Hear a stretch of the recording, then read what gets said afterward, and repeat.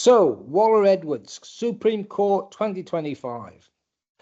Couple applied to borrow funds to pay off the personal debts of Mr. Bishop and to be used for property development. Miss Waller-Edwards was persuaded by her partner to invest her savings in a property which he was developing, and there was a joint borrowing of £440,000 from the respondent. Purpose of the loan, as far as the application was concerned, was the loan was to pay off an existing mortgage debt, to purchase another home for the couple. A condition of the loan, so it wasn't a question of the parties saying this is what we're going to do, it was the bank imposing on the parties a condition that Mr. Bishop was required to pay off his existing personal debts, which were £39,500.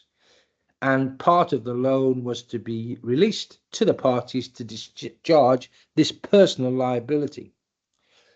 Surprise, surprise, the reason we end up in court, the parties were unable to service the debt. Possession proceedings were commenced. At the 11th hour, Miss Waller-Edwards defends the proceedings and shouts foul. My former partner, Mr. Bishop, has exerted undue influence on me with regard to taking out these borrowings.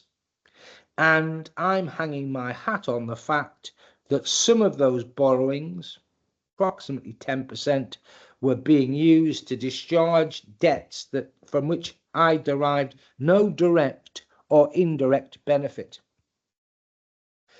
In other cases, you saw situations where the court would say perhaps, well, yes, you don't derive any direct benefit, but you derive indirect benefit because you keep the house or because your lifestyle is maintained, etc. There wasn't any argument on that sort of in that direction.